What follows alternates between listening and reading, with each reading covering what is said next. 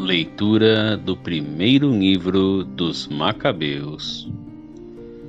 Naqueles dias, os delegados do rei Antíoco, encarregados de obrigar os judeus à apostasia, chegaram à cidade de Modim para organizar os sacrifícios. Muitos israelitas aproximaram-se deles, mas Matatias e seus filhos ficaram juntos à parte.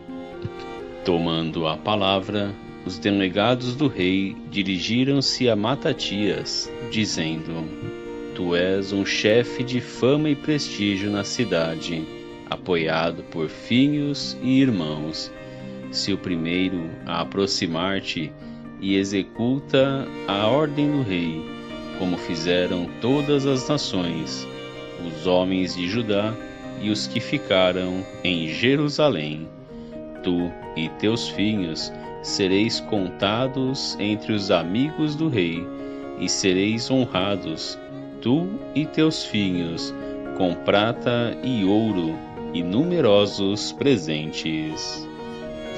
Com voz forte, Matatias respondeu: Ainda que todas as nações incorporadas no império do rei passem a obedecer-lhe, abandonando a religião de seus antepassados e submetendo-se aos decretos reais, eu, meus filhos e meus irmãos continuaremos seguindo a aliança de nossos pais. Deus nos guarde de abandonar sua lei e seus mandamentos. Não atenderemos às ordens do rei e não nos desviaremos de nossa religião, nem para a direita, nem para a esquerda.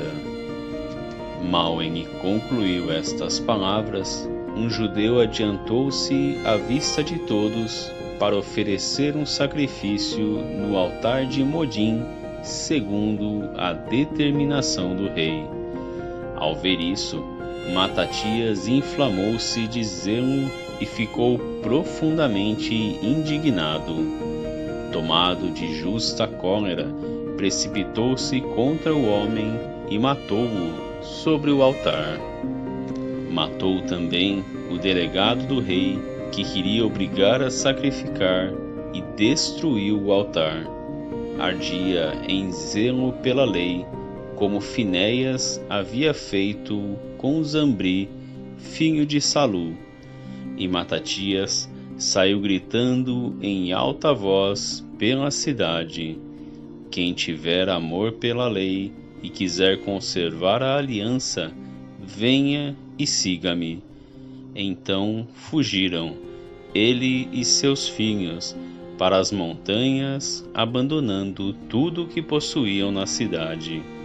Também muitos seguidores da justiça e do direito desceram para o deserto e ali se estabeleceram.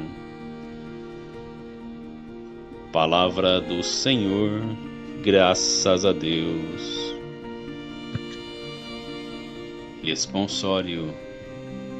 A todos que procedem retamente, eu mostrarei a salvação que vem de Deus.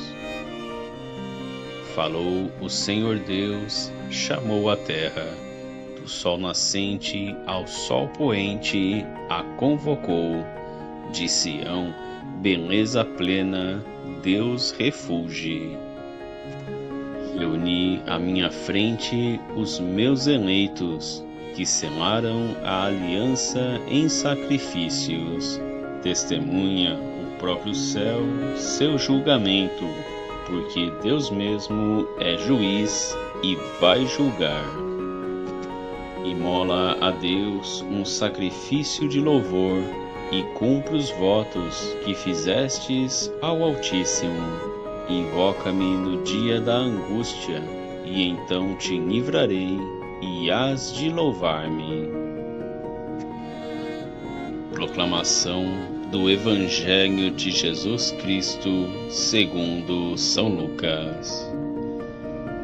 Naquele tempo, quando Jesus se aproximou de Jerusalém e viu a cidade, começou a chorar e disse: Se tu também compreendesses hoje o que te pode trazer a paz, agora, porém, isto está escondido aos teus olhos. Dias virão em que os inimigos farão trincheiras contra ti e te cercarão de todos os lados. Eles esmagarão a ti e a teus filhos, e não deixarão em ti pedra sobre pedra, porque tu não reconheceste o tempo em que foste visitada. Palavra da salvação, glória a vós, Senhor. A reflexão é de Dom Blas Ruiz.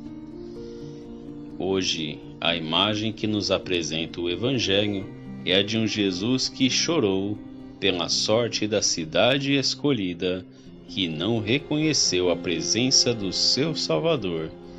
Conhecendo as notícias que se deram nos últimos tempos, seria fácil para nós aplicar essas lamentações à cidade que é, à sua vez, santa e fonte de divisões.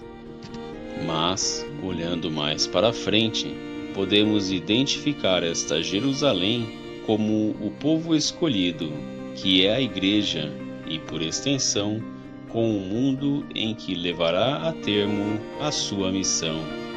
Se assim o fazemos, encontraremos uma comunidade que, ainda que tenha alcançado o topo no campo da tecnologia e da ciência, geme e chora, porque vive rodeada pelo egoísmo dos seus membros, porque levantou ao seu redor os muros da violência e da desordem moral, porque atira no chão os seus filhos, arrastando-os com as cadeias de um individualismo desumanizador. Definitivamente, o que encontraremos é um povo que não soube reconhecer a Deus que o visitava. Porém, nós, os cristãos, não podemos ficar na pura lamentação. Não podemos ser profetas de desventuras, mas homens de esperança. Conhecemos o final da história. Sabemos que Cristo fez cair os muros e rompeu as cadeias. As lágrimas que derrama neste Evangelho prefiguram o sangue com o qual nos salvou. De fato, Jesus está presente na sua igreja, especialmente através daqueles mais necessitados. Temos de advertir esta presença para entender a ternura que Cristo tem por nós. É tão excelso o seu amor, diz-nos Santo Ambrósio, que ele se fez pequeno e humilde para que cheguemos a ser grandes. Ele deixou-se amarrar entre as fraldas, como um menino que, para nós, sejamos liberados dos laços do pecado. Ele deixou-se cravar na cruz, para que nós sejamos contados entre as estrelas do céu. Por isso, temos de dar graças a Deus e descobrir presente no meio de nós aquele que nos visita e nos redime.